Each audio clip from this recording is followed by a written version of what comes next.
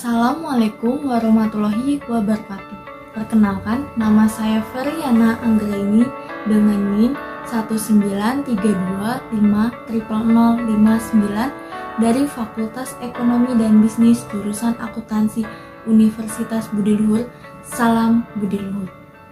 Di sini saya akan mempresentasikan pengertian dari sebuah kepemimpinan untuk penilaian ujian tengah semester mata kuliah kepemimpinan yang diampu oleh dosen Bapak Dr. Muhammad Mabrur Taufik SAG SE MM. Berikut adalah penjelasannya. Yang pertama adalah pengertian dari kepemimpinan itu sendiri. Pengertian kepemimpinan yaitu kemampuan yang terdapat di dalam diri seseorang untuk bisa mempengaruhi orang lain atau memandu pihak tertentu untuk mencapai tujuan yang diharapkan. Sementara itu, kepemimpinan sendiri memiliki definisi yang merupakan seseorang yang memimpin. Jadi seseorang pemimpin wajib memiliki kemampuan untuk mempengaruhi atau memandu sebuah kelompok, organisasi, orang, atau pihak tertentu. Selanjutnya, yaitu adalah teori dari kepemimpinan. Kepemimpinan memiliki beberapa bagian teori. Yang pertama adalah teori dari karakter.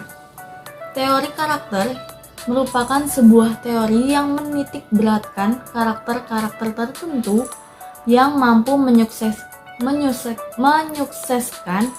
kepemimpinan itu sendiri. Contohnya seperti karakter fisik, inteligensi, ketegasan, dan sebagainya. Teori ini dipercaya oleh banyak orang, tetapi tak jarang juga dihampiri kritik, salah satunya terkait karakteristik fisik dalam sebuah karakter. Fisik yang terlihat tegap dan kuat dianggap sebagai karakter pemimpin terbaik.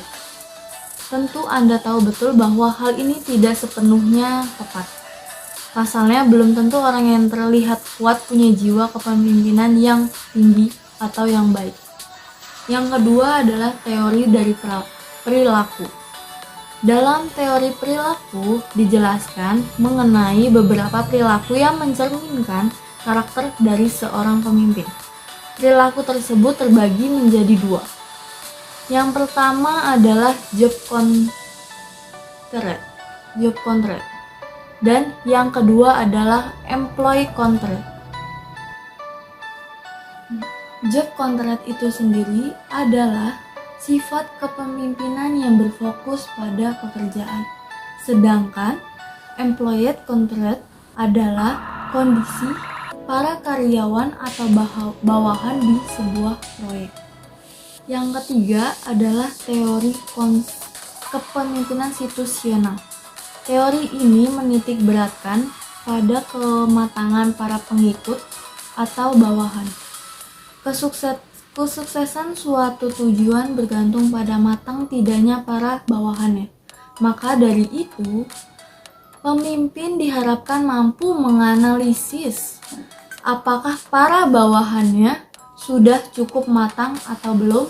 Dapat disimpulkan bahwa ada berbagai perbedaan pendapat terkait teori kepemimpinan ini. Namun, yang jelas, kepemimpinan yang sukses tidak hanya berdasarkan pada faktor pemimpin saja, tetapi juga faktor dari bawahan itu sendiri. Selanjutnya adalah fungsi dari kepemimpinan. Fungsi kepemimpinan dibagi menjadi beberapa, yaitu yang pertama adalah fungsi instruktif. Fungsi ini menempatkan pemimpin sebagai pengambil keputusan dan pemberian tugas terhadap para bawahannya. Sementara itu, para bawahan bertugas untuk menjalankan segala instruksi yang diberikan oleh pemimpin tersebut. Yang kedua adalah fungsi konsultatif. Berbeda dengan instruktif, Fungsi ini sifatnya ada dua arah. Bawahan dapat berkonsultasi pada pemimpin untuk mencari jalan terbaik dalam mencapai sebuah keputusan. Dan yang kedua, pemimpin diharapkan cukup bijak dan punya pengetahuan terkait hal yang sedang dikerjakan supaya bisa mengarahkan bawahannya dengan baik. Selanjutnya adalah fungsi partisipasi. Dalam fungsi ini, pemimpin mampu mengaktifkan partisipasi para bawahannya sehingga mereka juga turut berpartisipasi dan berinisiatif dalam suatu proyek yang sedang dijalankan. Selanjutnya adalah fungsi delegasi. Dalam fungsi delegasi, pemimpin mampu untuk mendelegasikan suatu wewenang kepada orang lain yang memang sesuai dengan tugas tersebut. Bukan hanya mampu memerintahkan saja, ia juga harus mampu untuk mengetahui tugas-tugas yang cocok didelegasikan kepada para bawahan. Selanjutnya adalah fungsi pengendalian. Dalam fungsi pengendalian berarti pemimpin mampu untuk mengendalikan segala aktivitas dari bawahannya agar efektif dalam bertugas untuk mencapai tujuan yang diinginkan. Lalu selanjutnya adalah tujuan dari adanya kepemimpinan tersebut. Yang pertama adalah untuk mencapai tujuan dari suatu perusahaan, organisasi, atau sebagainya. Kepemimpinan merupakan sebuah hal yang dibutuhkan dalam perusahaan atau kelompok supaya tujuan dapat tercapai. Tanpa adanya suatu pemimpin atau seseorang yang berjiwa pemimpin, tujuan yang kita harapkan akan sulit dicapai karena tidak ada sosok yang bisa dijadikan pegangan untuk melakukan tujuan yang ingin dicapai tersebut.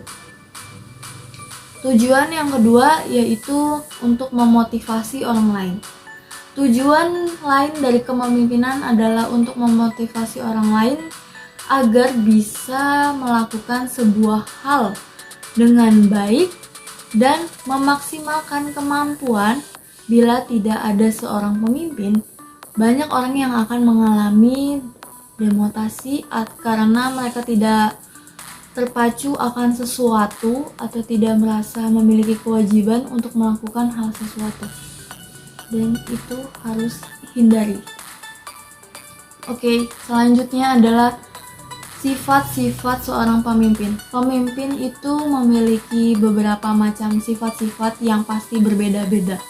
Nah, yang sering terjadi adalah sifatnya terdiri dari yang mempunyai pendirian yang kuat. Sebagai seorang pemimpin, Anda wajib untuk punya pendirian yang teguh. Pendirian kuat tidak akan membuat Anda mudah goyah dan juga membuat Anda konsisten dalam menjalankan sesuatu. Bayangkan, apabila pendirian Anda mudah goyah, sudah pasti Anda akan mudah untuk dipengaruhi orang lain dan dapat mendelegasikan tugas-tugas kepada bawahan dengan tidak baik. Yang kedua, sifat dari seorang pemimpin yaitu proaktif. Pemimpin harus proaktif. Pemimpin tidak boleh pasif.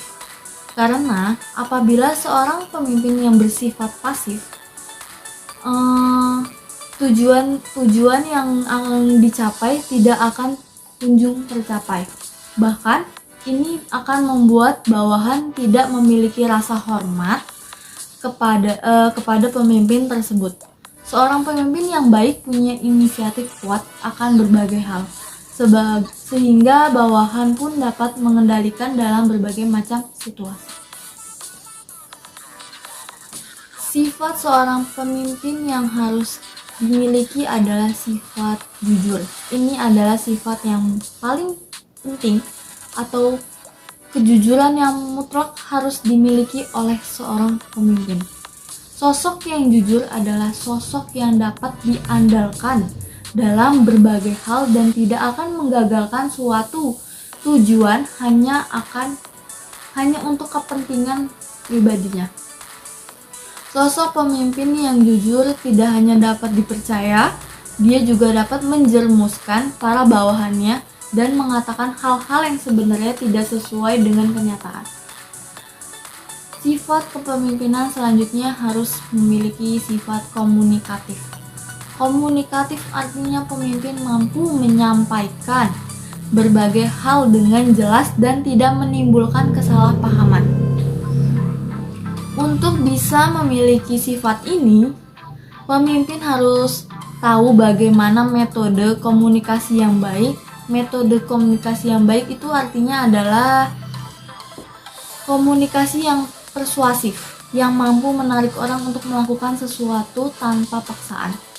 Setelah itu, pemimpin yang baik juga semestinya terhindar dari kesalahan penyampaian sebuah pesan. Selanjutnya adalah pemimpin harus memiliki sifat terbuka terhadap pendapat. Kenapa? Pemimpin yang selalu menutup dirinya dan tidak menerima pendapat, ya, mereka tidak akan dapat menjadi orang yang lebih baik dan juga membuat tujuan tak kunjung tercapai. Pemimpin yang tertutup dengan pendapat atau wawasan juga tak akan mampu untuk menganalisa kelebihan dan potensi para bawahannya. Yang selanjutnya adalah pemimpin tidak boleh iri. Pada dasarnya pemimpin memang seseorang yang lebih unggul daripada bawahannya. Namun, bukan berarti pemimpin iri apabila bawahannya unggul dalam suatu hal yang justru berusaha untuk terlihat lebih baik. Pemimpin yang baik harus bisa mengarahkan bawahannya, tetapi juga tetap mampu mengapresiasikan bawahannya atas sesuatu yang sukses mereka jalani. Selanjutnya adalah sifat pemimpin yang visioner. Tentu kita tahu bahwa seorang pemimpin yang baik tak mungkin bisa meramal, tetapi setidaknya mereka punya kemampuan menganalisis yang kuat dan bisa merencanakan berbagai hal serta membuat perkiraan tentang apa yang terjadi berdasarkan data-data yang ada. Dan yang terakhir, sabar. Seorang pemimpin harus sabar karena ini adalah kunci dari sebuah kesuksesan. Tanpa adanya kesabaran, bagaimana mungkin pemimpin bisa menyelesaikan suatu masalah dengan kepala dingin? Pemimpin yang kurang sabar akan mudah menyerah, bahkan sebelum ia mencapai tujuannya tersebut. Oke, sampai sini penjelasan dari saya. Kurang lebihnya mohon maaf. Maaf bila ada kata-kata yang kurang atau salah. Wassalamualaikum warahmatullahi wabarakatuh. Salam budi luhur.